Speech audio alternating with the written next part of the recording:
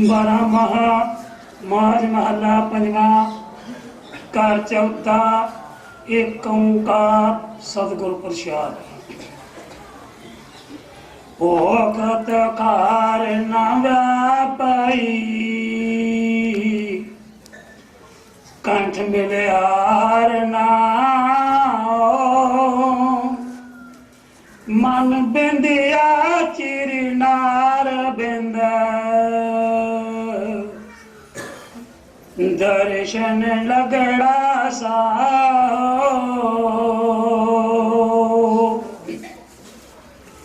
ओटक बिंद गोपाल राय सेवा स्वामी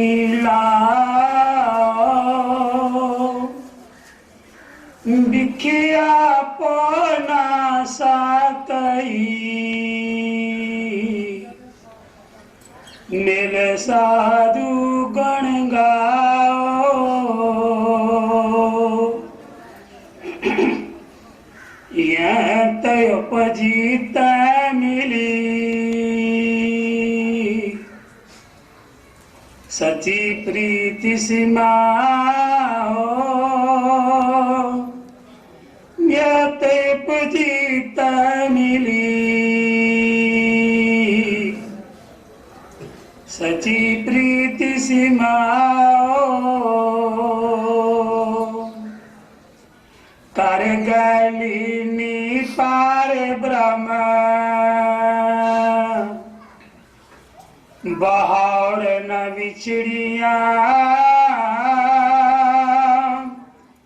बार जाऊ लख बेरिया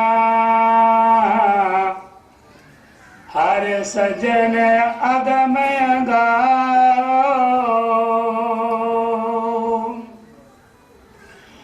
शरण पई नारायण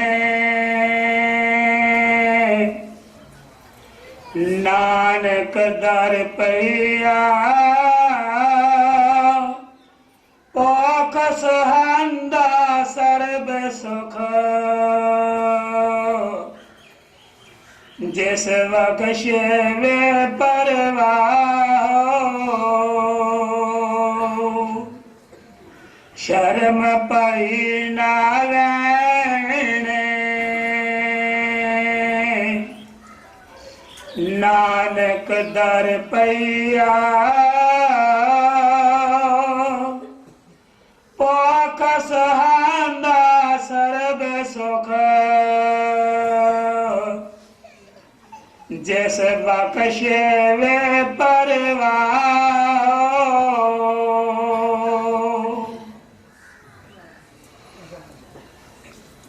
माघ दा महीना शुक्रवार दिन माघ दा महीना शुक्रवार दिन सतगुर सच्चे पातशाह किरपा करन ये महीना साडे सारिਆਂ ਲਈ सुखां दा आवे। हरेक जीव सतगुर दी अपार किरपा दे नाल साध संगत दी सेवा और भजन सिमरन करे।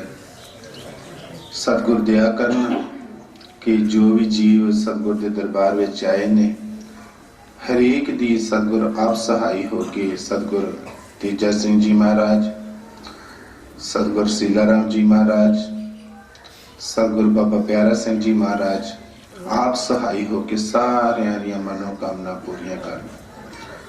माघ दा महीना शुक्रवार दिन माघ मदन संग साधुआ तूड़ी करी स्नान हर का नाम ते आए सुन सब नान कर दान माग मजन संग साधुआ तूड़ी करी स्नान हर का नाम ते आए सुन सब नान कर दान। ये पवित्र बाणी पंजवीं पातशाही श्री गुरु अर्जन देव जी महाराज दी है। सतगुर अपनी पवित्र बाणी विच फरमा रहे ने कि माघ मंजन संग साधुआ तूड़ी कर इशनान हर का नाम त्याए सुन सबना नूं करदा। इस दुनिया दे विच हिंदू धर्म के मुताबिक ये जिहड़ा महीना है इशनान दा है। जिहड़े मजहब के ठेकेदार ने उन्हां दा कहना है कि जिहड़ा इस महीने विच रोज इशनान करेगा उसकी मुक्ति हो जाएगी। हिंदू कहने के मुताबिक माघ के महीने दे विच हिंदू धर्म के जीव सारे जिहड़े ने इस महीने विच बहुत इशनान करते ने। कोई तलावां ते जाके इशनान करता है, कोई नहरां ते जाके करता है, कोई दरियावां ते, जिथे भी किसी नूं खुला पानी मिलता है उत्थे ही जाके इशनान करता है। सिर्फ ते सिर्फ धारणा यह है कि इस इशनान दे नाल इस महीने दे विच जो भी जीव लगातार इशनान करता है उसनूं मुक्ति मिल जाएगी। पर संत महापुरख फरमाउंदे ने कि ये जिहड़ा बाहर दा पानी है इस दे नाल साडे जिहड़े जन्मां जन्मां दे कर्मां दी मैल है वो नहीं उतरदी, क्योंकि ये जिहड़ा दुनिया दा पानी है ये साडे शरीर दी मैल उतार सकता है, लेकिन जिथे साडे कर्मां दी मैल है उत्थे ये पानी नहीं पहुंचता। महाराज जी अपनी पवित्र बाणी विच फरमांदे ने कि मूत पलीत कपड़ होए ले सबून लईओ तोए। जेकर साडे कपड़े मैले हो जाते ने ते असीं सोडा साबण ला के उस नूं साफ कर लैंदे हां। जे साडा शरीर गंदा हो जाता है ते असीं पानी ला के उस नूं साफ कर लैंदे हां। मरी फरमाउंदे कि जिथे साडे कर्मां दी मैल चढ़ी हुई है उस जगह ते ये जिहड़ा पानी है वो नहीं पहुंचता। पर ये मत पापां के संग ओ तोपे नामे के रंग। वो जिहड़ी साडे मन दे उत्ते मैल चढ़ी है वो नाम दी कमाई दे नाल ही मैल उतर सकती है।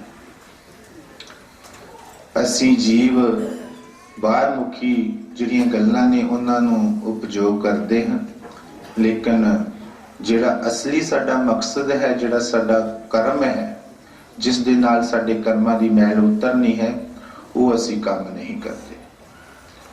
सतगुर जिन्हां दा दरबार है वो अपने पवित्र सत्संग विच कई बारी फरमाउंदे हुंदे सन कि जिहड़े साडे कर्म ने वो भी बदेह ने और नाम ही जिहड़ा वो भी बदेह है।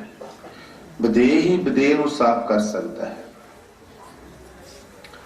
सानू जे वो कर्मां दी मैल उतारनी है तो सानू की करना चाहिए है। गुरु साहब जी फरमाउंदे ने कि माघ मंजन संग साधु, कि माघ दा महीना जिहड़ा है साडे मनुष्य जन्म नूं ही संतां महापुरखां ने कहा है कि इस मनुष्य जन्म दे विच साधुआं संतां दी शरण दे विच जा, उन्हां दा संग कर। उन्हां दी जिहड़ी धूड़ी है जिहदे नाल असीं इशनान करना है वो किहड़ा है। जदों असीं खंड ब्रह्मंड जानी कि नौवां दारियां नूं छड्ड के खंड ब्रह्मंड लंघ गए ਤਾਰੇ ਸਤਾਰੇ ਜਿਹੜੇ ਮੰਡਲ ਨੇ ਸਾਡੇ ਉੱਪਰ, ਉਹਨਾਂ ਤੋਂ ਜਦੋਂ ਉੱਪਰ ਹੋਏ, ਅੱਗੇ ਜਾ ਕੇ ਪਾਰ ਬ੍ਰਹਮ ਦੇ ਵਿੱਚ ਸਾਡੇ ਸਤਿਗੁਰ ਦਾ ਜਿਹੜਾ ਨੂਰੀ ਸਰੂਪ ਹੈ, ਉਸ ਦੇ ਸਾਨੂੰ ਦਰਸ਼ਨ ਹੋਣੇ ਨੇ। ਜਦੋਂ ਸਾਨੂੰ ਉਸ ਸਤਿਗੁਰ ਦੇ ਨੂਰੀ ਸਰੂਪ ਦੇ ਦਰਸ਼ਨ ਹੋਏ, ਉਸ ਦਰਸ਼ਨ ਦੇ ਨਾਲ, ਉਸ ਧੂੜੀ ਦੇ ਨਾਲ ਜਿਹੜੇ ਸਾਡੇ ਕਰਮ ਆ, ਉਹਨਾਂ ਦੀ ਮੁਆਫੀ ਮਿਲਣੀ ਹੈ, ਉਹਦੇ ਨਾਲ ਉਹ ਸਾਫ਼ ਹੋਣੇ ਨੇ। ਹਰ ਕਾ ਨਾਮ ਧਿਆਏ ਸੁਣ ਸਭਨਾ ਨੂੰ ਕਰਦਾ। ਜਦੋਂ ਅਸੀਂ ਪਰਮਾਤਮਾ ਦਾ ਨਾਮ ਧਿਆਵਾਂਗੇ, ਅਸੀਂ ਆਪਣੇ ਸਤਿਗੁਰ ਦੇ ਅੰਦਰ ਦਰਸ਼ਨ ਕਰਾਂਗੇ, ਤੇ ਫਿਰ ਮਹਾਰਾਜ ਜੀ ਕਹਿੰਦੇ ਕਿ ਸਭਨਾ ਨੂੰ ਕਰਦਾ। ਅਸੀਂ ਬਾਹਰ ਮੁਖੀ ਦਾਨ ਨੂੰ ਹੀ ਸਭ ਕੁਝ ਲੈ ਕੇ ਬੈਠ ਜਾਂਦੇ ਹਾਂ, ਪੁੰਨ ਦਾਨ ਇਸ਼ਨਾਨ ਸੰਜਮ ਕਰਦੇ ਹਾਂ। ਤੇ ਮਹਾਰਾਜ ਫਰਮਾਉਂਦੇ ਕਿ ਪੁੰਨ ਦਾਨ ਇਸ਼ਨਾਨ ਸੰਜਮ ਸਾਧ ਸੰਗਤ ਬਿਨ ਵਾਦ ਗਿਆ। ਸਾਧੂ ਦੀ ਸੰਗਤ ਤੋਂ ਬਗੈਰ ਸਾਨੂੰ ਇਹ ਵੀ ਨਹੀਂ ਪਤਾ ਕਿ ਅਸੀਂ ਪੁੰਨ ਕੀ ਕਰ ਰਹੇ ਹਾਂ, ਕਿ ਦਾਨ ਕੀ ਕਰ ਰਹੇ ਹਾਂ।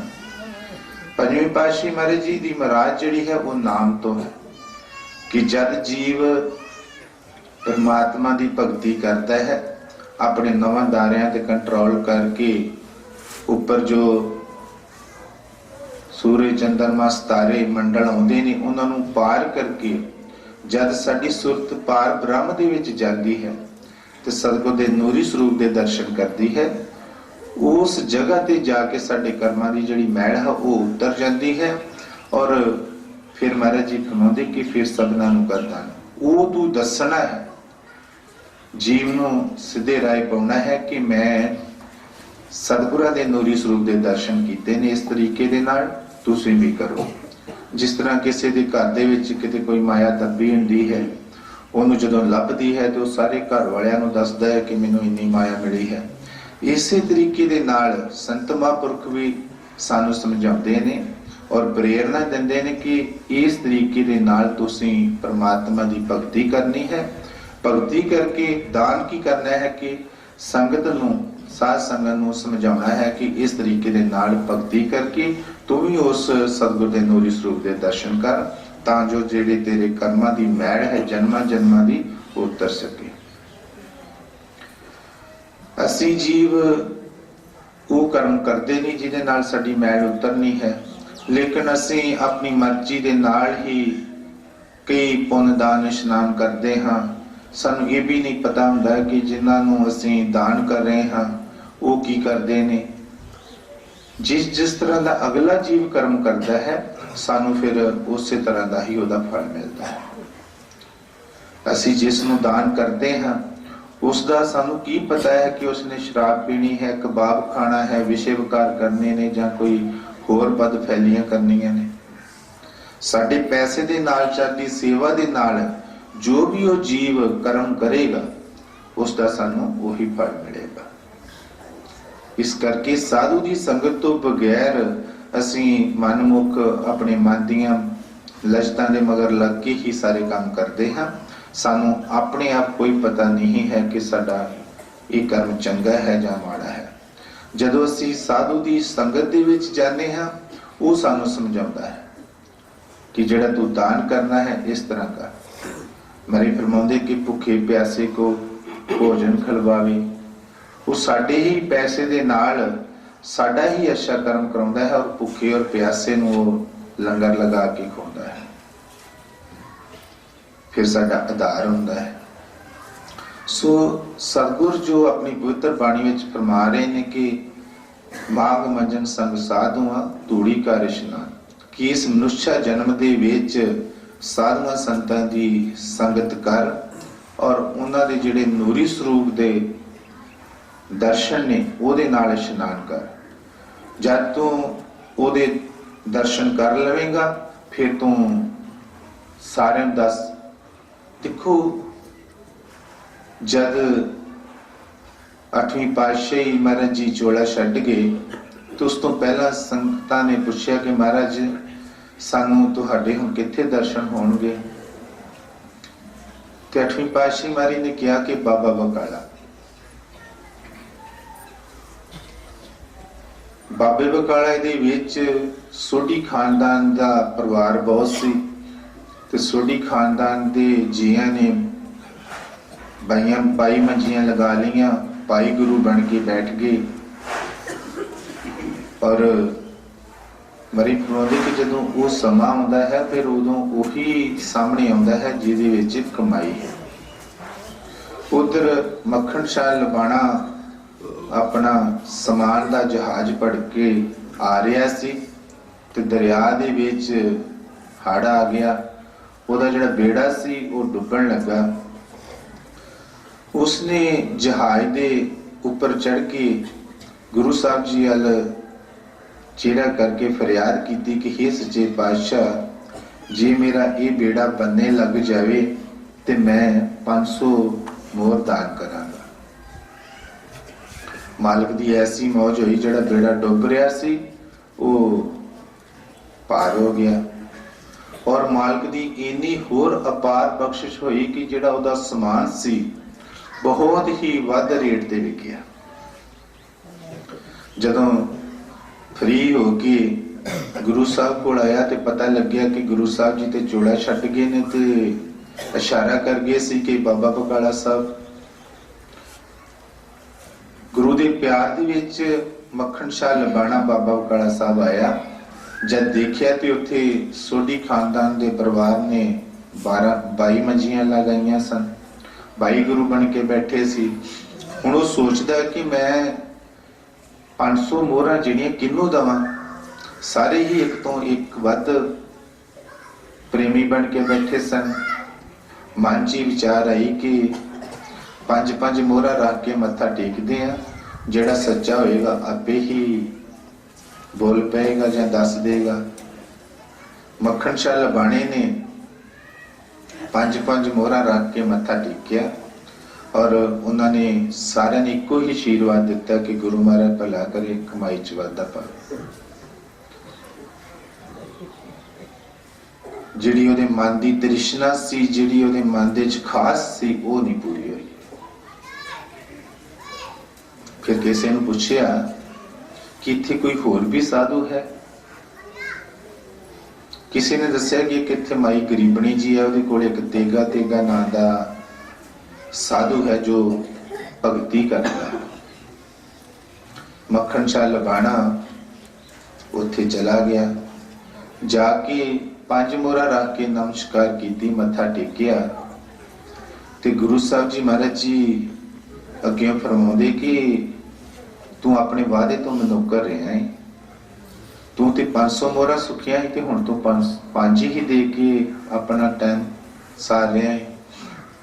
तो उस टाइम ते मक्खण शाह लबाणे ने 500 मोहरा कट के अगे रखिया, मत्था टेकिया और कोठी ते चढ़ के रौला पाया, गुरला दो रे, गुरला दो रे।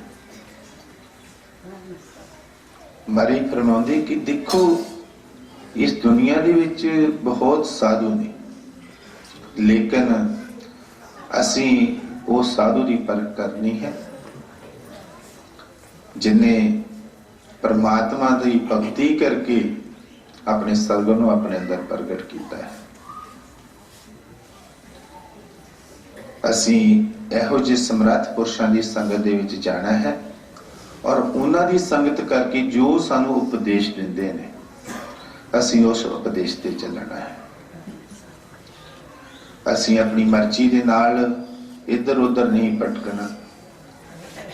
महाराज जी फरमाते कि स्वामी जी महाराज कहते कि सतगुर कहे करो तुम सोई, मन की कहे चलो मत कोई। असी अपने मन के मुताबिक नहीं चलना क्योंकि सानू समझ नहीं है, असी बेसमझ हाँ। सतगुर साडा सजाखा है, वो सानू सही रस्ते पावेगा। इस दुनिया दे विच देखो कोई भी मां बाप जिहड़ा है अपने बच्चे नू गलत सिक्ख्या नहीं दिंदा। जेकर गलत रस्ते ते बच्चा चलता है तो उसका जिहड़ा माता पिता है उसनू उस वेले समझाउंदा है कि पुत्र नहीं इस तरह नहीं करना, यह काम तेरे वास्ते चंगा नहीं, यह काम तेरे वास्ते चंगा है। जदों रुकमान हकीम दा बेटा गलत सोसाइटी दे विच पै गया ते रुकमान हकीम ने कहा कि पुत्र ਤੂੰ ਗਲਤ ਪਾਸੇ ਜਾ ਰਿਹਾ ਹੈ। ਉਹ ਕਹਿੰਦਾ ਕਿ ਨਹੀਂ ਪਿਤਾ ਜੀ, ਮੈਂ ਗਲਤ ਪਾਸੇ ਨਹੀਂ ਜਾ ਰਿਹਾ, ਮੈਨੂੰ ਪਤਾ ਹੈ ਕਿ ਮੈਂ ਰਕਮਾਨ ਹਕੀਮ ਦਾ ਬੇਟਾ ਹਾਂ। ਰਕਮਾਨ ਹਕੀਮ ਨੇ ਉਸੇ ਵੇਲੇ ਹੀ ਚੁੱਲ੍ਹੇ ਵੱਲ ਦੇਖਿਆ ਤੇ ਇੱਕ ਕੋਲਾ ਬੁਝਿਆ ਪਿਆ ਸੀ ਤੇ ਉਹਨੇ ਆਪਣੇ ਪੁੱਤਰ ਨੂੰ ਕਿਹਾ ਕਿ ਪੁੱਤਰ ਉਹ ਕੋਲਾ ਪਕੜ ਕੇ ਲੈ ਕੇ ਆ। ਜਦ ਉਸਦਾ ਪੁੱਤਰ ਕੋਲਾ ਪਕੜ ਕੇ ਲਿਆਇਆ ਤੇ ਰਕਮਾਨ ਹਕੀਮ ਨੇ ਕਿਹਾ ਕਿ ਇਹਨੂੰ ਮੁੱਠੀ ਦੇ ਵਿੱਚ ਲੈ ਕੇ ਮੁੱਠੀ ਬੰਦ ਕਰ ਲੈ। ਜਦ ਮੁੱਠੀ ਬੰਦ ਬੇਟੇ ਨੇ ਕਰ ਲਈ ਤੇ ਰਕਮਾਨ ਹਕੀਮ ਕਹਿੰਦਾ ਕਿ ਪੁੱਤਰ ਸੇਕ ਤੇ ਨਹੀਂ ਲੱਗਿਆ। ਪੁੱਤਰ ਕਹਿੰਦਾ ਪਿਤਾ ਜੀ ਸੇਕ ਕਾਹਦਾ ਲੱਗਣਾ, ਕੋਲਾ ਤੇ ਬੁਝਿਆ ਪਿਆ ਹੈ। ਕਹਿੰਦੇ ਮੁੱਠੀ ਖੋਲ। ਜਦ ਮੁੱਠੀ ਖੋਲੀ ਦੇਖਿਆ ਤੇ ਹਥੇਲੀ ਕਾਲੀ। ਕਹਿੰਦੇ ਦੇਖ ਪੁੱਤਰ, ਜੇ ਤੈਨੂੰ ਇਹਦਾ ਸੇਕ ਨਹੀਂ ਨਾ ਲੱਗਾ ਤੇ ਆਪਣਾ ਰੰਗ ਜ਼ਰੂਰ ਦੇ ਗਿਆ ਹੈ। ਤੇਰਾ ਹੱਥ ਜਿਹੜਾ ਹੈ ਉਹ ਕਾਲਾ ਹੋ ਗਿਆ ਹੈ। ਸੰਤ ਮਹਾਂਪੁਰਖ ਇਸ ਦੁਨੀਆ ਵਿੱਚ ਆਣ ਕੇ ਸਾਨੂੰ ਸਿੱਧੇ ਰਾਹ ਪਾਉਂਦੇ ਨੇ। ਅਸੀਂ ਆਪਣੇ ਮਨ ਦੇ ਮਗਰ ਲੱਗ ਕੇ ਕੁਰਾਏ ਪੈ ਜਾਂਦੇ ਹਾਂ। ਸਾਨੂੰ ਸਮਝ ਨਹੀਂ ਲੱਗਦੀ ਕਿ ਅਸੀਂ ਇਹ ਕੰਮ ਚੰਗਾ ਕਰ ਰਹੇ ਹਾਂ ਜਾਂ ਠੀਕ ਕਰ ਰਹੇ ਹਾਂ ਜਾਂ ਗਲਤ ਕਰ ਰਹੇ ਹਾਂ। ਸਤਿਗੁਰ ਹੀ ਸਾਨੂੰ ਸਮਝਾਉਂਦਾ ਹੈ ਔਰ ਸਾਨੂੰ ਸਿੱਧੇ ਰਾਹ ਪਾਉਂਦਾ ਹੈ। ਸੋ ਸਾਨੂੰ ਸਾਰਿਆਂ ਨੂੰ ਸਤਿਗੁਰ ਦੇ ਬਚਨਾਂ ਤੇ ਚੱਲਣਾ ਚਾਹੀਦਾ ਹੈ, ਜੋ ਸਤਿਗੁਰ ਬਾਣੀ ਦੇ ਵਿੱਚ ਫਰਮਾ ਰਹੇ ਨੇ ਕਿ ਮਾਘ ਮੰਜਨ ਸੰਸਾਰ ਮਾ ਧੂੜੀ ਕਰ ਇਸ਼ਨਾਨ, ਹਰ ਕਾ ਨਾਮ ਧਿਆਏ ਸੁਣ ਸਭਨਾ ਨੂੰ ਕਰਦਾ। ਕਿ ਤੂੰ ਉਸ ਪਰਮਾਤਮਾ ਦੀ ਕਮਾਈ ਕਰ, ਕਮਾਈ ਕਰਕੇ ਦੂਸਰਿਆਂ ਨੂੰ ਵੀ ਸਿੱਧੇ ਰਾਹ ਪਾ, ਇਹ ਦਾਨ ਕਰਨਾ ਹੈ। ਹਾਂਜੀ। ਮਾਘ ਮੰਜਨ ਸੰਗ ਸਾਧੂਆਂ, ਧੂੜੀ ਕਰ ਇਸ਼ਨਾਨ, ਹਰ ਕਾ ਨਾਮ ਧਿਆਏ ਸੁਣ ਸਭਨਾ ਨੂੰ ਕਰ ਦਾਨ। ਜਨਮ ਕਰਮ ਮਲ ਉਤਾਰੇ, ਮਨ ਤੇ ਜਾਏ ਗੁਮਾਨ, ਕਾਮ ਕ੍ਰੋਧ ਨ ਮੋਹੀਏ, ਬਿਨ ਸੇ ਲੋਭ ਸੁਆਨ। ਗੁਰੂ ਸਾਹਿਬ ਜੀ ਮਹਾਰਾਜ ਜੀ ਬੜੇ ਪਿਆਰ ਨਾਲ ਫਰਮਾ ਰਹੇ ਨੇ ਕਿ ਜਦੋਂ ਅਸੀਂ ਉਸ ਪਰਮਾਤਮਾ ਦੀ ਭਗਤੀ ਕਰਦੇ ਹਾਂ, ਭਗਤੀ ਕਰਦੇ ਨਾਲ ਫਿਰ ਸਾਡੇ ਸਾਰੇ ਹੀ ਦੁੱਖ ਕੱਟੇ ਜਾਂਦੇ। ਮਾਰੀ ਫਰਮਾਉਂਦੇ ਕਿ ਤੂੰ ਬੇਲੀ ਤੇ ਸਭ ਜਗ ਬੇਲੀ, ਅਣਬੇਲੇ ਵੀ ਬੇਲੀ। ਜਦੋਂ ਸਾਡੀ ਉਸ ਅਕਾਲ ਪੁਰਖ ਵਾਹਿਗੁਰੂ ਦੇ ਨਾਲ ਦੋਸਤੀ ਹੋ ਜਾਂਦੀ ਹੈ, ਫਿਰ ਸਾਨੂੰ ਇਸ ਦੁਨੀਆ ਦੀ ਕੋਈ ਵੀ ਤਾਕਤ ਜਿਹੜੀ ਹੈ ਉਹ ਦੁੱਖ ਨਹੀਂ ਦੇ ਸਕਦੀ। ਇਸ ਦੁਨੀਆ ਦੇ ਵਿੱਚ ਹੀ ਤੁਸੀਂ ਮਿਸਾਲ ਲੈ ਲਓ ਕਿ ਜੇ ਕਿਸੇ ਦਾ ਕਿਸੇ ਮੰਤਰੀ ਦੇ ਨਾਲ, ਕਿਸੇ ਰਾਜੇ ਮਹਾਰਾਜੇ ਦੇ ਨਾਲ ਪਿਆਰ ਹੁੰਦਾ ਹੈ ਤਾਂ ਛੋਟੇ ਮੋਟੇ ਅਫਸਰਾਂ ਤੋਂ ਡਰਦਾ ਨਹੀਂ ਹੈ। ਛੋਟੇ ਮੋਟੇ ਅਫਸਰ ਵੀ ਜਿਹੜੇ ਨੇ ਉਹ ਵੀ ਉਹਦੇ ਤੋਂ ਡਰਦੇ ਨੇ ਕਿ ਕਿਤੇ ਕਹਿ ਕੇ ਸਾਡੀ ਬਦਲੀ ਨਾ ਕਰਵਾ ਦੇਵੇ ਜਾਂ ਸਾਨੂੰ ਕੋਈ ਸਜ਼ਾ ਨਾ ਦਵਾ ਦੇਵੇ, ਉਹ ਵੀ ਉਹਦੇ ਤੋਂ ਡਰਦੇ ਨੇ। ਇਸੇ ਤਰੀਕੇ ਦੇ ਨਾਲ ਜਿਹੜੇ ਜੀਵ ਪ੍ਰਮਾਤਮਾ ਦੀ ਭਗਤੀ ਕਰਦੇ ਨੇ, ਇਬਾਦਤ ਕਰਦੇ ਨੇ, ਉਹਨਾਂ ਨੂੰ ਇਹ ਜਿਹੜਾ ਮੋਹ ਹੈ, ਸੋਗ ਹੈ, ਇਹ ਉਹਨੂੰ ਦੁੱਖ ਨਹੀਂ ਦਿੰਦਾ, ਉਹਨੂੰ ਸਤਾਉਂਦਾ ਨਹੀਂ ਹੈ। ਉਹਨੂੰ ਪਤਾ ਲੱਗ ਜਾਂਦਾ ਹੈ ਕਿ ਇਹਦੀ ਅਕਾਲ ਪੁਰਖ ਵਾਹਿਗੁਰੂ ਦੇ ਨਾਲ ਜਰਾਨਾ ਹੈ, ਦੋਸਤੀ ਹੈ, ਉਹਨੂੰ ਕਹਿ ਕੇ ਸਾਨੂੰ ਇਹ ਦੁੱਖ ਦੇਵੇਗਾ। ਇਸ ਕਰਕੇ ਸਾਨੂੰ ਪਰਮਾਤਮਾ ਦੀ ਇਬਾਦਤ ਕਰਨੀ ਚਾਹੀਦੀ ਹੈ, ਭਗਤੀ ਕਰਨੀ ਚਾਹੀਦੀ ਹੈ, ਕਿਉਂਕਿ ਭਗਤੀ ਜਿਹੜੀ ਹੈ ਇਸ ਦੇ ਵਿੱਚ ਹੀ ਸਭ ਕੁਝ ਹੈ। ਸੁਖ ਸਾਗਰ ਹਰ ਨਾਮ ਹੈ। ਜੇ ਅਸੀਂ ਦੁਨੀਆ ਦਾ ਸੁਖ ਲੈਣਾ ਹੈ ਤੇ ਸਾਨੂੰ ਪਰਮਾਤਮਾ ਦੀ ਜਿਹੜੀ ਇਬਾਦਤ ਕਰਨੀ ਚਾਹੀਦੀ ਹੈ। ਦੇਖੋ, ਜਦੋਂ ਸੰਤ ਸਤਿਗੁਰ ਆਪਣੀ ਰੂਹ ਨੂੰ ਆਪਣੇ ਦੇਸ਼ ਲੈ ਕੇ ਜਾਂਦੇ ਨੇ, ਰਸਤੇ ਦੇ ਵਿੱਚ ਪੁਰੀਆਂ ਚੋਂ ਮਹਾਰਾਜ ਜੀ ਕਈ ਵਾਰੀ ਫਰਮਾਉਂਦੇ ਹੁੰਦੇ ਸਨ ਕਿ ਦੇਵੀ ਦੇਵਤੇ ਵੀ ਬਾਹਰ ਨਿਕਲ ਕੇ ਦੇਖਦੇ ਨੇ ਉਸ ਰੂਹ ਵੱਲ, ਫਿਰ ਰੂਹ ਨੂੰ ਕਹਿੰਦੇ ਨੇ ਕਿ ਸਾਨੂੰ ਵੀ ਦੱਸ। ਸੰਤਾਂ ਮਹਾਂਪੁਰਖਾਂ ਅੱਗੇ ਫਰਿਆਦ ਕਰਦੇ ਨੇ ਕਿ ਅਸੀਂ ਵੀ ਉਸ ਦੇਸ਼ ਜਾਣਾ ਹੈ। ਤੇ ਉਸ ਟਾਈਮ ਤੇ ਸੰਤ ਸਤਿਗੁਰ ਇਹ ਕਹਿੰਦੇ ਨੇ ਕਿ ਜੇ ਤੁਸੀਂ ਉਸ ਪ੍ਰਮਾਤਮਾ ਦੇ ਲੜ ਲੱਗਣਾ ਹੈ ਜਾਂ ਆਪਣੇ ਸੱਚਖੰਡ ਦੇਸ਼ ਪਹੁੰਚਣਾ ਹੈ, ਇਹ ਜਿਹੜੀਆਂ ਪੁਰੀਆਂ ਇਹਨਾਂ ਨੂੰ ਛੱਡ ਕੇ ਤੁਹਾਨੂੰ ਇਸ ਮਨੁੱਖਾ ਜਨਮ ਦੇ ਵਿੱਚ ਮਾਤ ਲੋਕ ਚਾਉਣਾ ਪਵੇਗਾ। ਕਿਉਂਕਿ ਸੰਤਾਂ ਮਹਾਂਪੁਰਖਾਂ ਨੇ ਇਸ ਮਾਤ ਲੋਕ ਦੇ ਵਿੱਚ ਇਨਸਾਨੀ ਜਾਮੇ ਨੂੰ ਸਦਾ ਦਾ ਦਰਵਾਜ਼ਾ ਕਿਹਾ ਹੈ। ਇਸ ਮਨੁੱਖਾ ਜਨਮ ਦੇ ਰਾਹੀਂ ਹੀ ਅਸੀਂ ਆਪਣੀ ਉਸ ਅਕਾਲ ਪੁਰਖ ਵਾਹਿਗੁਰੂ ਦੀ ਭਗਤੀ ਕਰਕੇ ਆਪਣੇ ਦੇਸ਼ ਸੱਚਖੰਡ ਜਾ ਸਕਦੇ ਹਾਂ। ਇਸ ਤੋਂ ਛੁੱਟ ਹੋਰ ਕੋਈ ਵੀ ਜਨਮ ਇਹੋ ਜਿਹਾ ਨਹੀਂ ਹੈ ਜਿਹਦੇ ਰਾਹੀਂ ਅਸੀਂ ਉਸ ਪਰਮਾਤਮਾ ਦੇ ਬੰਦਗੀ ਕਰਕੇ ਆਪਣੇ ਘਰ ਜਾ ਸਕੀਏ। ਫਿਰ ਦੇਵੀ ਦੇਵਤੇ ਜਿਹੜੇ ਨੇ ਉਹ ਇਸ ਮਾਤ ਲੋਕ ਦੇ ਵਿੱਚ, ਮਿਰਤ ਲੋਕ ਦੇ ਵਿੱਚ ਆਉਂਦੇ ਨੇ। ਜਦ ਆਉਂਦੇ ਨੇ ਉਹ ਤਪਦੇ ਕਰਕੇ ਉਹ ਬੜੇ ਬੜੇ ਰਾਜਿਆਂ ਮਹਾਰਾਜਿਆਂ ਦੇ ਘਰ ਜਨਮ ਲੈਂਦੇ ਨੇ। ਫਿਰ ਜਦ ਉਹ ਅਮੀਰਾਂ ਦੇ ਘਰ ਜਨਮ ਲੈਂਦੇ ਨੇ, ਫਿਰ ਮਾਇਆ ਦਾ ਉਹਨਾਂ ਦੇ ਉੱਤੇ ਰੰਗ ਚੜ ਜਾਂਦਾ ਹੈ। ਮਾਇਆ ਦੇ ਰੰਗ ਦੇ ਨਾਲ ਫਿਰ ਉਹ ਕੂੜ ਕਰਮ ਕਰਦੇ ਨੇ ਔਰ ਫਿਰ ਨਰਕਾਂ ਦੇ ਭਾਗੀ ਬਣਦੇ ਨੇ। ਕਿਉਂਕਿ ਮਾਇਆ ਦੇ ਨਾਲ ਸਾਨੂੰ ਸਾਰਾ ਕੁਝ ਭੁੱਲ ਜਾਂਦਾ ਹੈ ਕਿ ਅਸੀਂ ਪਿੱਛੇ ਕੀ ਸੀ। ਮਰੀ ਫਰਮਾਉਂਦੇ ਕਿ ਦੇਖੋ, ਪੁਰੀਆਂ ਵੀ ਛੱਡੀਆਂ ਤੇ ਬੰਦਗੀ ਵੀ ਨਹੀਂ ਕੀਤੀ ਤੇ ਨਰਕਾਂ ਚ ਵੀ ਗਏ। ਜਿਸ ਤਰ੍ਹਾਂ ਕਹਿੰਦੇ ਕਿ ਤਪੋਂ ਰਾਜ ਰਾਜੋਂ ਨਰਕ। ਜਦੋਂ ਅਸੀਂ ਤਪ ਕਰਦੇ ਹਾਂ ਫਿਰ ਸਾਨੂੰ ਇਸ ਦੁਨੀਆ ਦੇ ਵਿੱਚ ਰਾਜ ਭਾਗ ਮਿਲਦਾ ਹੈ, ਸੁੱਖ ਮਿਲਦਾ ਹੈ। ਜਦੋਂ ਅਸੀਂ ਸੁੱਖ ਵਿੱਚ ਹੁੰਦੇ ਹਾਂ ਫਿਰ ਸਾਨੂੰ ਕੋਈ ਵੀ ਗਰੀਬ ਬੰਦਾ ਨਹੀਂ ਲੱਭਦਾ। ਸਾਡੇ ਲਈ ਉਹ ਫਿਰ ਕੀੜੇ ਮਕੌੜੇ ਹੁੰਦੇ ਨੇ। ਅਸੀਂ ਇਹ ਚਾਹੁੰਦੇ ਹਾਂ ਕਿ ਸਾਡੇ ਕੋਲ ਤਾਂ ਸਭ ਕੁਝ ਹੈ, ਸਾਡੇ ਥੱਲੇ ਅੰਡਰ ਰਵੇ, ਸਾਹੀ ਜੋ ਕਹੀਏ ਉਹੀ ਕਰੇ। ਅਸੀਂ ਉਹਨਾਂ ਨੂੰ ਫਿਰ ਦੁੱਖ ਦਿੰਦੇ ਹਾਂ।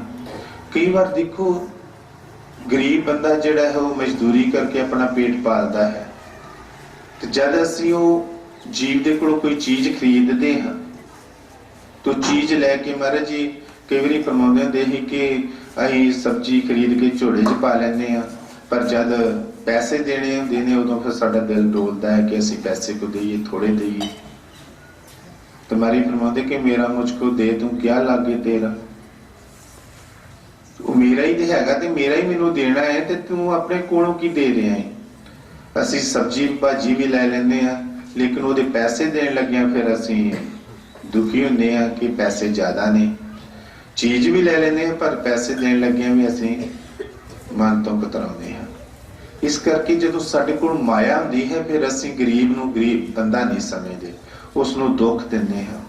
ਕਈ ਜੀਵ ਤੇ ਇਹੋ ਜਿਹੇ ਵੀ ਨੇ ਕਿ ਉਹ ਕੰਮ ਕਰਵਾ ਲੈਂਦੇ ਮੁੜ ਕੇ ਪੈਸੇ ਹੀ ਨਹੀਂ ਦਿੰਦੇ, ਤੇ ਗਰੀਬ ਜਿਹੜਾ ਉਹ ਡਰਦਾ ਮੰਗਦਾ ਵੀ ਨਹੀਂ ਕਿ ਮੈਨੂੰ ਇਹ ਗੁੱਸੇ ਨਾ ਹੋਵੇ।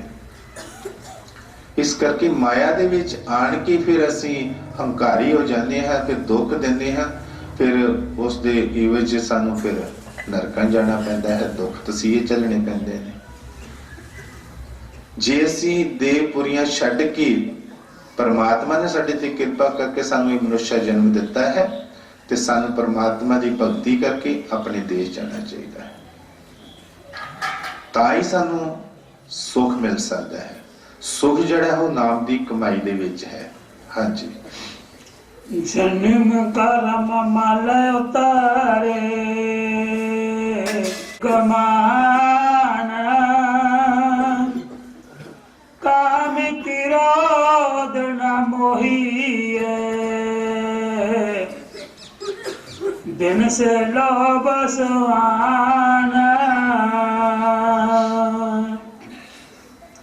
सच्चे मार्ग चल दिया उस्तत करे जाना, सत्य मार्ग चल दिया उस्तत करे जाना। महाराज जी देखो किड्डे प्यार दे नाल फरमा रहे कि सच्चे मार्ग चलदे आ उस्तत करे जहान। ਜਦੋਂ ਅਸੀਂ परमात्मा ਦੀ ਭਗਤੀ ਕਰਦੇ ਹਾਂ ਤੇ ਸਾਡੇ ਜਨਮਾਂ ਜਨਮਾਂ ਦੀ ਜਿਹੜੀ ਮੈਲ ਹੈ ਉਹ ਉਤਰ ਜਾਂਦੀ ਹੈ। ਜਦੋਂ ਅਸੀਂ ਸਾਫ਼ ਤੇ ਪਵਿੱਤਰ ਹੋ ਜਾਂਦੇ ਹਾਂ ਫਿਰ ਜੀਵ ਜਿਹੜੇ ਨੇ ਉਹ ਵੀ ਕਹਿਣ ਲੱਗ ਪੈਂਦੇ ਨੇ ਕਿ ਫਲਾਣੇ ਦਾ ਬੇਟਾ ਜਿਹੜਾ ਹੈ ਬਹੁਤ ਹੀ ਗੁਰਮੁਖ ਹੈ, ਬੜਾ ਹੀ ਸਾਧੂ ਹੈ, बड़े ही चंगे कर्म करता है, किसी नूं माड़ा नहीं कहता। इस तरीके दे नाल जग जिहड़ा है ओहदी शोभा करता है। इस दे इवज जे कोई गलत कर्म करता है, कोई माड़े कर्म करता है, तो दुनिया फिर उसी तरह ही कहन लग पैंदी कि फलाने का जिहड़ा बेटा है बहुत ही माड़ा है, वो गलत काम करता है, वो तो जमीन ते बोझ है। मेरे प्रबंध कि जी असी चंगे कर्म करते हैं तो फिर जीव की शोभा भी उस तरह होती है। जब असी चंगे कर्म करते हैं, सच्चे मार्ग ते चलते हैं, तो सारा जहान जिहड़ा है उस्तुत करता है, उसकी शोभा करता है। हाँ जी, सच्चे मार्ग चलदे उस्तुत करे जहान। 68 तीरथ सगल पुन जी दया परवान। जिस नाम दे दया कर सोई पुरख सो जाना। इस दुनिया दे विच 68 तीरथ ने। महाराज जी फरमाते कि 68 तीरथ ने। कहते जेकर असी 68 तीर्थां दा फल लेना है, सुख लेना है, तो गुरु साहब जी मारे फरमाते ने कि 68 तीरथ सगल पुन जीव दया परवान। कहते कि जे तैनूं इन्हां 68 तीर्थां दा फल चाहिदा है तो फिर तू दया कर। दया की है कि गरीब नूं भोजन छकाउणा, किसी नूं दुख नहीं देना। जिस तरह रविदास जी महाराज जी भगती कर रहे सी ते उस जंगल दे विच शिकारी ने फाई लाई हुई सी। 3 दिन हो गए ते उहदी फाई दे विच एक दिन एक हरनी फस गई। जद हरनी शिकारी दी फाई दे विच फस गई ते हरनी जिहड़ी सी ओह बड़ियां ही फरियादां करे कि हे शिकारीआ, मैनूं तू छड्ड दे, मैं अपने छोटे छोटे बच्चियां नूं अपना हिजर दा दुध पिला के फिर तेरे पास आ जावांगी। मेरे बच्चे जिहड़े ने ओह बहुत ही अजे छोटे ने, वो बाहर अंदर जा नहीं सकते, मैं उन्हां नूं दुध पिला के फिर तेरे पास आ जावांगी। उसने इन्ने हाड़े कीते लेकिन शिकारी जिहड़ा सी ओह ना मन्ने। मारे कई बारी मौत जान के फरमाते सन कि 1-2 महकमे इहो ਜਿਹੇ ने जिहड़े किसी दे विश्वास नहीं करते।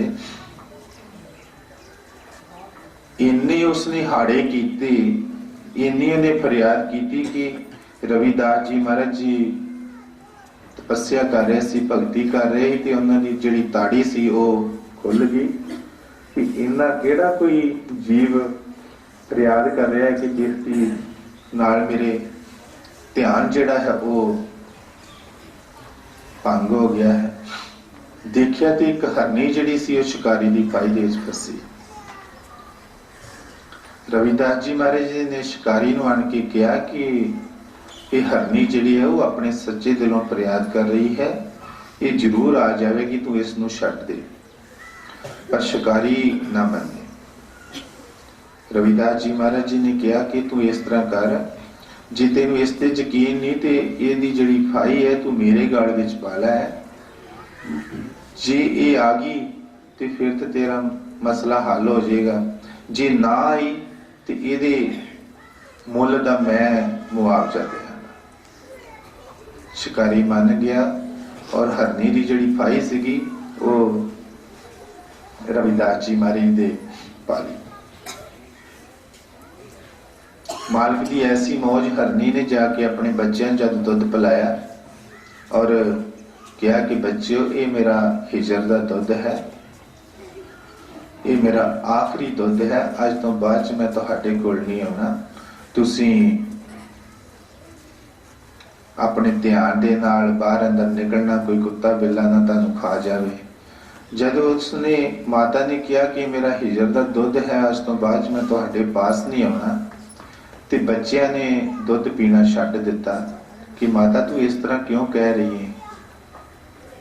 ਉਸਨੇ ਸਾਰੀ ਗੱਲਬਾਤ ਦੱਸੀ ਔਰ ਬੱਚਿਆਂ ਨੇ ਕਿਹਾ ਕਿ ਮਾਤਾ, ਜਿਸ ਮਹਾਤਮਾ ਨੇ ਸਾਡੇ ਜੰਗਲੀ ਜੀਵਾਂ ਤੇ ਵਿਸ਼ਵਾਸ ਕਰਕੇ ਸਾਡੀ ਫਾਈ ਜਿਹੜੀ ਆਪਣੇ ਗਲ ਵਿੱਚ ਪਾਈ ਹੈ ਜ਼ਮਾਨਤ ਦੇ ਤੌਰ ਤੇ, ਜਿੱਥੇ ਤੂੰ ਮਰ ਜਾਏਗੀ ਅਸੀਂ ਵੀ ਉੱਥੇ ਮਰ ਜਾਵਾਂਗੇ, ਲੇਕਿਨ ਅਸੀਂ ਉਸ ਮਹਾਤਮਾ ਦੇ ਦਰਸ਼ਨ ਜ਼ਰੂਰ ਕਰਨੇ ਨੇ। ਮਾਰੀ ਫਰਮਾਉਂਦੇ ਕਿ ਹਰਨੀ ਜਿਹੜੀ ਸੀ ਸਮੇਤ ਬੱਚਿਆਂ ਉਸ ਸ਼ਿਕਾਰੀ ਦੇ ਕੋਲ ਆ ਗਈ ਔਰ ਗੁਰੂ ਸਾਹਿਬ ਜੀ ਨੇ ਸ਼ਿਕਾਰੀ ਨੂੰ ਕਿਹਾ ਕਿ ਤੂੰ ਤੇ ਇੱਕ ਨੂੰ ਰੋਂਦਾ ਸੀ, ਲੈ ਹੁਣ ਸਾਰਾ ਟੱਬਰ ਹੀ ਲੈ ਕੇ ਆ ਗਈ, ਜਿੰਨਾ ਮਰਜ਼ੀ ਮਾਰ ਕੇ ਖਾ ਲੈ। ਪਰ ਮਾਰੀ ਫਰਮਾਉਂਦੇ ਕਿ ਮਾਰਨਾ ਕੀ ਸੀ, ਸਤਿਗੁਰਾਂ ਦੇ ਦਰਸ਼ਨ ਕਰਨ ਦੇ ਨਾਲ ਹੀ ਉਹਦੀ ਜਿਹੜੀ ਬੁੱਧੀ ਹੀ ਆਤਮਾ ਸੀ ਪਵਿੱਤਰ ਹੋ ਗਈ।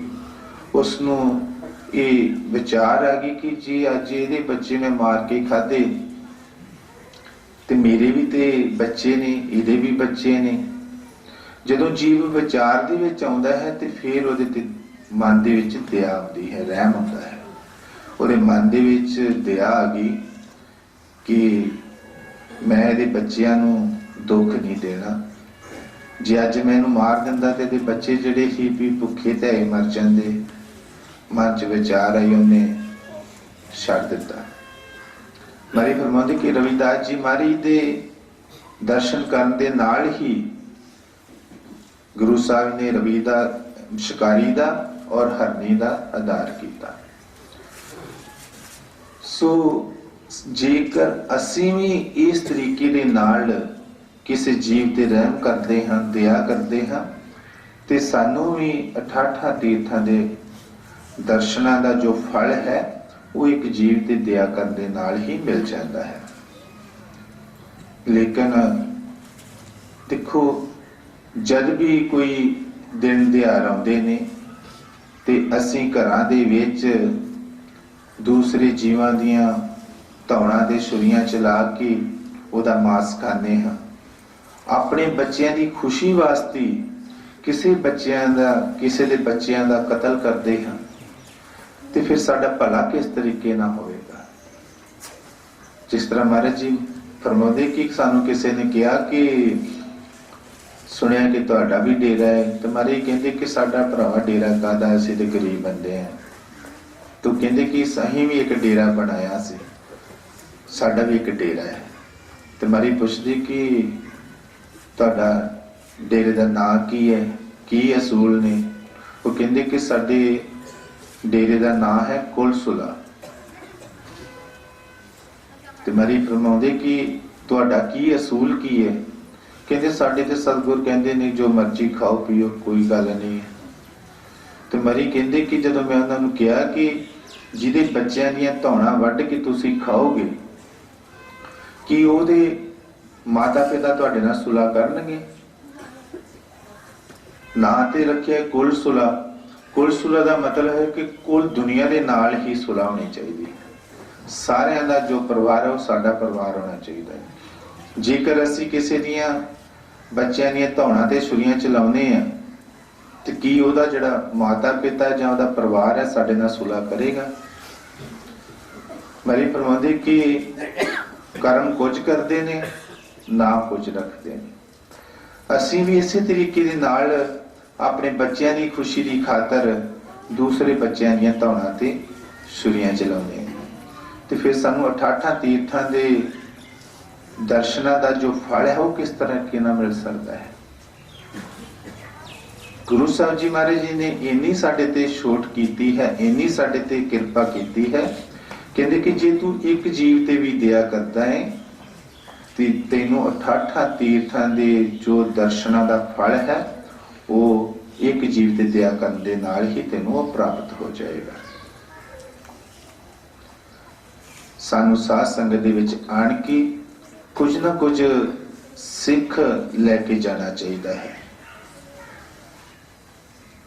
ਇਹ ਨਹੀਂ ਕਿ ਜਿਸ ਤਰ੍ਹਾਂ ਕਹਿੰਦੇ ਨੇ ਕਿ ਕੋਈ ਪੰਡਤ ਜੀ ਜੋ ਇਸ਼ਨਾਨ ਕਰਨ ਗਿਆ ਤੇ ਠੰਡ ਬੜੀ ਸੀਗੀ ਤੇ ਜਦੋਂ ਦੇਖਿਆ ਹੱਥ ਪਾਇਆ ਤੇ ਪਾਣੀ ਬੜਾ ਠੰਡਾ ਤੇ ਉਹਨੇ ਹੱਥ ਪਾ ਕੇ ਪਾਣੀ ਦੇ ਛੋਟਾ ਜਿਹਾ ਕੰਕਰ ਜਿਹਾ ਫੜ ਲਿਆ ਤੇ ਉਹ ਕਹਿੰਦਾ ਕਿ ਕੰਕਰ ਇਸ਼ਨਾਨ ਤੇ ਹਮਰਾ ਇਸ਼ਨਾਨ।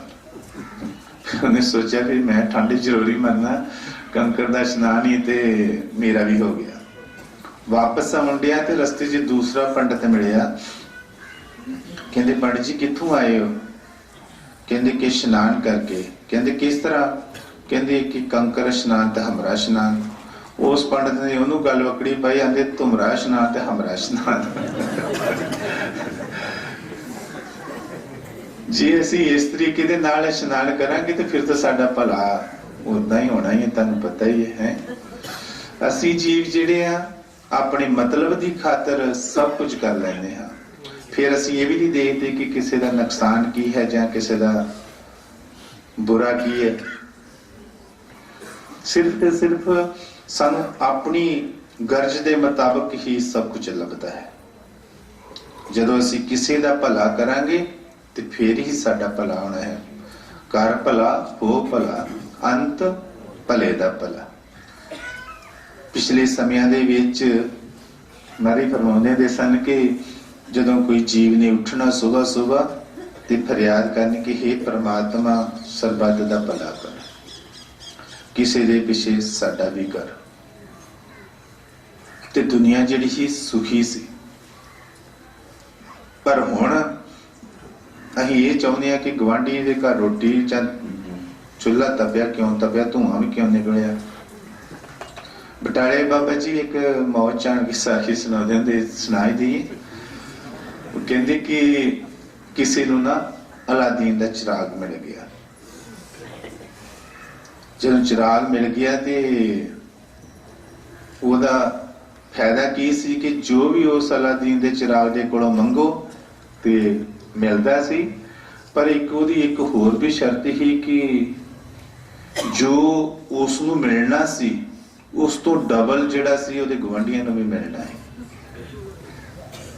ਅਲਾਦੀਨ ਦਾ ਚਿਰਾਗ ਲੈ ਕੇ ਜੀਵ ਜਦ ਘਰ ਗਿਆ, ਬਹੁਤ ਗਰੀਬ ਸੀ ਵਿਚਾਰਾ। ਸਵੇਰ ਦਾ ਦੁਪਹਿਰ ਨੂੰ ਨਹੀਂ ਸੀ ਸਰਦਾ, ਦੁਪਹਿਰ ਦਾ ਰਾਤ ਨੂੰ ਨਹੀਂ ਸੀ ਸਰਦਾ, ਫਿਰ ਡੰਗ ਟੱਪਾ ਹੀ ਚੱਲਦਾ ਸੀ ਵਿਚਾਰੇ ਦਾ, ਪਰ ਬਹੁਤ ਗਰੀਬ ਸੀ। ਉਹਦੀ ਘਰ ਦੀ ਨੂੰ ਪਤਾ ਲੱਗਿਆ ਵੀ ਇਹਨੂੰ ਅਲਾਦੀਨ ਦਾ ਚਿਰਾਗ ਮਿਲਿਆ ਏ ਤੇ ਇਹ ਕੁਝ ਕਰਦਾ ਹੀ ਨਹੀਂ ਹੈ। ਉਹ ਕਹਿੰਦੀ ਵੀ ਤੈਨੂੰ ਅਲਾਦੀਨ ਦਾ ਚਿਰਾਗ ਮਿਲਿਆ ਤੇ ਕੁਝ ਮੰਗ ਹੀ ਲੈ, ਅਸੀਂ ਭੁੱਖੇ ਮਰਨ ਡਏ ਆ। ਕਹਿੰਦਾ ਇਹਨੂੰ ਕਲਿਆਣੇ ਨੂੰ ਨਹੀਂ ਰਗੜਨਾ, ਇਹ ਤਾਂ ਕੁਝ ਮੰਗਣਾ ਹੈ। ਕਹਿੰਦੀ ਕਿਉਂ? ਕਹਿੰਦਾ ਵੀ ਸਾਨੂੰ ਇੱਕ ਚੀਜ਼ ਮਿਲਣੀ, ਗਵਾਂਢੀਆਂ ਦੋ ਮਿਲਣੀਆਂ, ਮੈਂ ਇਹ ਬਰਦਾਸ਼ਤ ਨਹੀਂ ਕਰ ਸਕਦਾ। ਪਰ ਕਹਿੰਦੇ ਕਿ ਹੋਮ ਮਿਨਿਸਟਰ ਦੀ ਜਿਹੜੀ ਗੱਲ ਹੈ, ਭਾਵੇਂ ਬੜੇ ਵੀ ਹੋਣ ਉਹਨਾਂ ਨੂੰ ਵੀ ਮੰਨਣੀ ਪੈਂਦੀ ਹੈ ਕਿ ਰੋਟੀ ਖਾਣੀ ਹੁੰਦੀ ਹੈ, ਨਹੀਂ ਤਾਂ ਟੁੱਟੀ ਮੰਜੀ ਡਾਹ ਕੇ ਬਹਿ ਜਾਂਦੀਆਂ ਵੀ ਮੈਂ ਮਰ ਗਈ, ਮੈਂ ਚੱਲੀ। ਬੰਦਾ ਜਿਹੜਾ ਬੇਵਸ ਹੋ ਗਿਆ ਫਿਰ ਉਹ ਭਰਾਵਾ ਮੰਨਣਾ ਹੀ ਪੈਂਦਾ। ਇਸੇ ਤਰੀਕੇ ਨਾਲ ਉਹ ਵੀ ਵਿਚਾਰੇ ਦੀ ਹਾਲਾਤ ਸਾਡੇ ਵਰਗੀ ਹੋਣੀ ਹੈ ਨਾ। ਤੇ ਉਹਨੇ ਕਿਹਾ ਵੀ ਇਹਨੂੰ ਰਗੜਨਾ ਕਿ ਨਹੀਂ ਰਗੜਨਾ, ਵਿਚਾਰਾ ਮੰਨ ਗਿਆ ਵੀ ਰਗੜ ਦੇਣਾ। ਜਦੋਂ ਰਗੜਿਆ ਅਲਾਦੀਨ ਦੇ ਚਿਰਾਗ ਨੂੰ ਤੋਂ ਚੈਨ ਨਿਕਲ ਆਇਆ। ਉਹ ਕਹਿੰਦਾ ਬੋਲ ਮੇਰੇ ਆਕਾ। ਉਹ ਕਹਿੰਦਾ ਭਰਾਵਾ ਇੱਕ ਕੋਠੀ ਹੋਵੇ, ਵਿੱਚ ਰਸੋਈ ਹੋਵੇ, ਖਾਣ ਪੀਣ ਦਾ ਸਾਰਾ ਸਮਾਨ ਹੋਵੇ ਤੇ ਇੱਕ ਗੱਡੀ ਵੀ ਤੇ ਚਾਹੀਦੀ ਹੈ, ਗੱਡੀ ਵੀ ਹੋਵੇ। ਦੇਖਿਆ ਜਦੋਂ ਨਜ਼ਰ ਘੁਮਾ ਕੇ ਤੇ ਬਹੁਤ ਸੋਹਣੀ ਆਲਾ ਸ਼ਾਨ ਕੋਠੀ, ਰਸੋਈ, ਸਟੋਰ ਦੇ ਵਿੱਚ ਤਰ੍ਹਾਂ ਦੇ ਪਕਵਾਨ, ਅਨਾਜ, ਕਨਸਤਰ ਸਭ ਭਰੇ। ਗੇਟ 'ਚ ਦੇਖਿਆ ਤੇ ਗੱਡੀ ਵੀ ਬੜੀ ਵੱਡੀ, ਜਿੱਦਾਂ ਦੀ ਉਹਨੂੰ ਚਾਹੀਦੀ ਉਹ ਤੋਂ ਵੀ ਜ਼ਿਆਦਾ ਵੱਡੀ ਮਿਲ ਗਈ। ਪਰ ਜਦੋਂ ਨਜ਼ਰ ਭਰ ਕੇ ਗਵਾਂਢੀਆਂ ਵੱਲ ਵੇਖਿਆ ਤਾਂ ਉਹਨਾਂ ਨੇ ਦੋ ਕੋਠੀਆਂ ਤੇ ਦੋ ਘਰ ਵੇਖ ਕੇ ਲਾਲ ਪੀਲਾ ਹੋ ਗਿਆ ਵੀ ਇਹ ਤੇ ਮੈਂ ਬਰਦਾਸ਼ਤ ਨਹੀਂ ਕਰ ਸਕਦਾ, ਇਹ ਹੋਇਆ ਕਿੱਦਾਂ? ਘਰ ਵਾਲੀ ਨੂੰ ਕਹਿੰਦਾ ਕਿ ਮੈਂ ਤੈਨੂੰ ਕਿਹਾ ਇਹਨੂੰ ਕਲਿਆਣੇ ਨੂੰ ਨਾ ਰਗੜੋ, ਤਾਂ ਵੇ ਕੀ ਬਣ ਗਿਆ। ਉਹਨਾਂ ਦੀਆਂ ਦੋ ਕੋਠੀਆਂ ਬਣ ਗਈਆਂ, ਸਾਡੀ ਦੇਖ ਹੀ ਰਹਿ ਗਈ ਫੇਰ ਵੀ। ਪਰ ਮੈਂ ਇਹ ਬਰਦਾਸ਼ਤ ਨਹੀਂ ਕਰ ਸਕਦਾ। कहती फिर की करेगा? कहता वेख हुणे मैं वेख की करदा। बटाले बाबे दे मुखों साही जचदी बड़ी ही, बहुत सोहना लगदे ही। कहंदे कि उन्हें फिर अलादीन दे चिराग नूं रगड़िया तो जिन प्रगट हो गया। बोल मेरे आका। कहंदा भी अग्यों बड़ा हलेमी जी नाल कहंदा भी मेरी एक अख अन्नी कर, होर मेरे गेट दे विच खूह पुट। वो कहंदे कि जदों होया तो जी एक अख अन्नी हो गई ते गेट गड़ी खूह पुटिया गया। पर जदों एक अख दे नाल दूसरे घर वाले वेखे ते दो दो खूह ते दो दो अखां अन्नियां। कहंदे हुण किदां बचणगे? सो यह भी साडा जिहड़ा प्रेम आ जां प्यार आ जां दया वा विचार ने वो इस तरीके दे भी असीं किसी नूं देख के खुश नहीं होंदे। पर मारे फरमाउंदे कि हरेक जीव नूं अपने ही कर्मां दा फल मिलदा है। देखो एक माता जिहड़ी है दो बच्चों नूं जन्म दिंदी है। एक बच्चा जिहड़ा वो राज करदा है ते एक भीख मंगदा है। रावण दी ही तुसीं मिसाल ले लो। रावण जिहड़ा सोने दे महलां दे विच रहिंदा ही ते विभीषण जिहड़ा ही एक छोटी जी कुटिया दे विच रहिंदा सी।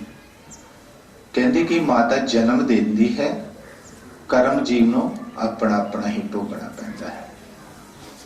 सो सतगुर जो फरमा रहे ने कि जे तू 88 तीर्थां दा फल प्राप्त करना है ते एक जीव ते दया करेगा ते तैनूं वो फल जिहड़ा प्राप्त हो जाएगा।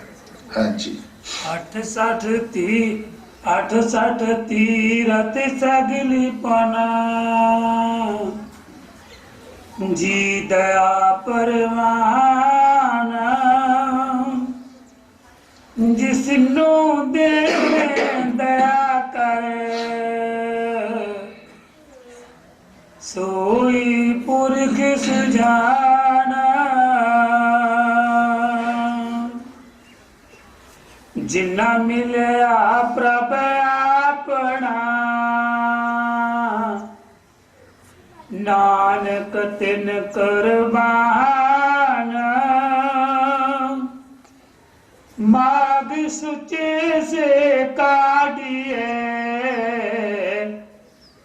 जन पूरा गुरु मेहरबाना।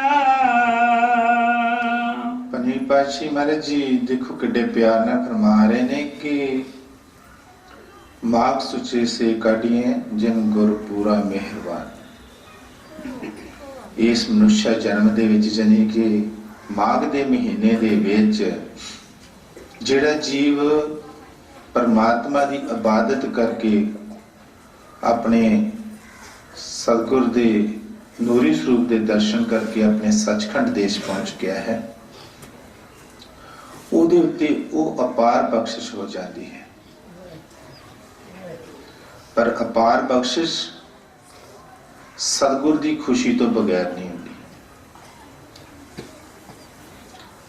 सतगुर नूं खुश करना ये नहीं कि असी सफेद पोश बन के असी अपने सतगुर नूं खुश कर लांगे। सतगुर जिहड़ा है वो नाम दी कमाई दे नाल खुश हुंदा है।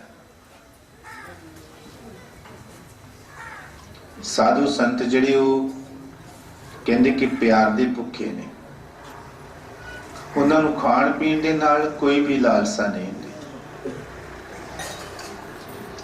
साधु भुखे प्रेम के भोजन भुखे नाही, जो भोजन भुखे वो साधु भी नहीं। संतां दी जिहड़ी प्यार है वो नाम है। जदों असीं नाम दी कमाई करांगे ते संत सतगुर अपने आप ही साडे ते खुश हो जाणगे, क्योंकि उन्हां नूं पता है कि नाम के जरिए ही जीव का आधार होना है। जिन्नी देर तक असी कमाई नहीं करते, भगती नहीं करते, बंदगी नहीं करते, उन्नी देर तक साडा आधार नहीं है। इस दुनिया दे विच देख लो, जिन्ना मर्जी तुसी पाठ पूजा कर लो, लेकिन पढ़िया दे नाल मुक्ति नहीं होती, क्योंकि ये मार्ग जिहड़ा है करनी दा है, कथनी दा नहीं। जिन प्रेम किया तिन प्रभ पाया। जदों असीं बंदगी करांगे, अपने सारे शरीर की चेतना नूं, ख्याल नूं एकाग्र करके दोवां अखां दे विचकार मस्तक दे विच एकत्र करांगे और अपने सतगुर दे नूरी स्वरूप दे उत्थे दर्शन करांगे, फिर जाके साडा जिहड़ा वो आधार होना है। जिन्नी देर तक असीं अपने शरीर दे नौवां दारियां दे विच पलचे रहने हैं, उन्नी देर तक साडा छुटकारा नहीं है। असीं आउंदे रवांगे, जांदे रवांगे, जमदे रवांगे और मरते रवांगे। मरी फरमाउंदे कि जीव आशाबद्धा आया और आशाबद्धा ही चला गया। सानू खास ही सिर्फ ते सिर्फ परमात्मा दे मिलन दी होनी चाहिए है। लेकिन असी सवेर तो लेके जद भी उठते हाँ, शाम तक साडे मन दे विच हजारां ही खाशां आउंदियां ने कि असीं यह काम करना सी, असीं आह काम करना सी। लेकिन जीव नूं ये नहीं पता कि वो समा साडे ते कद आ जाना है।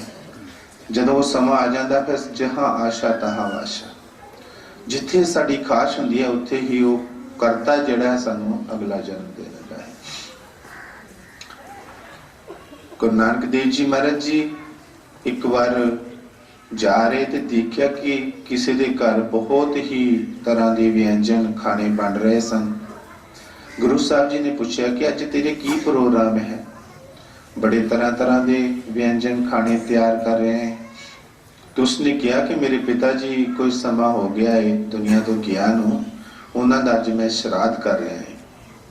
गुरु साहब जी अंतरजामी फरमाउंदे कि तेरा पिता ते बघियाड़ दे रूप दे विच 3 दिनां दा भुखा फलानी झाड़ी दे थल्ले बैठा है, उन्होंने कोई मार नहीं मिली, तो 3 दिनां दा भुखा है। तो तेरे इस श्राद्ध कीतियां दा, तेरे तरह तरह के व्यंजन बनाउण दा उन्होंने की फल मिलना है, उन्होंने की फायदा है? उसने हाथ जोड़े फरियाद की, महाराज मेरे पिताजी ते बड़े कर्मी धर्मी सन, इस तरह क्यों उन्होंने ये जन्म मिलिया? गुरु साहब जी दयावान प्रसाद दिता, किया कि एले प्रसाद ते उसनों पाई और फिर उन्होंने पुछी, ओदी बुद्धि जिहड़ी मनुष्य हो जाएगी, जो भी तू उन्होंने पूछना है तू पूछ सकता है। गुरु साहब जी को प्रसाद लिया और जाके बघियाड़ नूं पाया, ओदी बुद्धि जिहड़ी सी मनुष्य हो गई। पूछिया, पिता जी तुसीं ते बड़े कर्मी धर्मी सो, ये तुहानू जन्म क्यों मिलिया? तो उसने कहा कि पुत्र,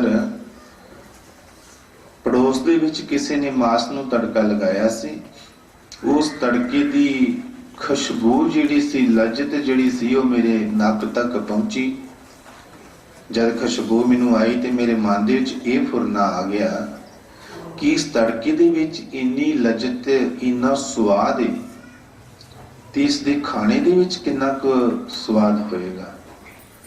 कहंदे कि उस समय मेरा कोई भी सत्संगी गुरमुख भाई लागे नहीं सी जिहड़ा मेरे इस ख्याल नूं बदल दिंदा। उसे समय ही मेरे जिहड़े स्वास वो पूरे हो गए। जद मेरा अमलनामा कट के धर्मराज दे कोल ले जाया गया ते मेरी अंतम खास जिहड़ी इच्छा सी ये सी कि इस खाने दे विच कितना स्वाद होएगा। धर्मराज ने मेरा उस वेले ही अगला जन्म जिहड़ा बघियाड़ दा देता कि लै मार के ते खाई जा, स्वाद ले जा।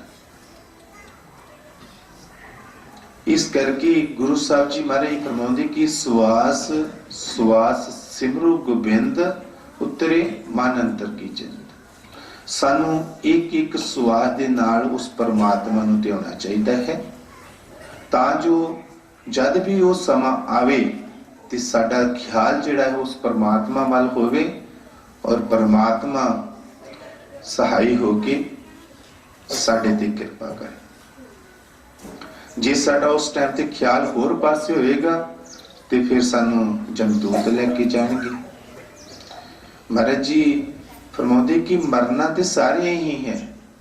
ਜਿਹੜਾ ਸਾਧੂ ਹੈ ਉਹਨੇ ਵੀ ਮਰਨਾ ਹੈ, ਕਾਮੀ ਕ੍ਰੋਧੀ ਨੇ ਵੀ ਮਰਨਾ ਹੈ। ਕਿਸੇ ਨੇ ਪੁੱਛਿਆ ਕਿ ਇਹਨਾਂ ਦੇ ਮਰਨ ਦੇ ਵਿੱਚ ਕੀ ਅੰਤਰ ਹੈ। तो उस टाइम पे कबीर साहब जी महाराज जी ने अपनी बाणी में फरमाया कि मरेंगे मर जाएंगे राजा रंग का वजीर,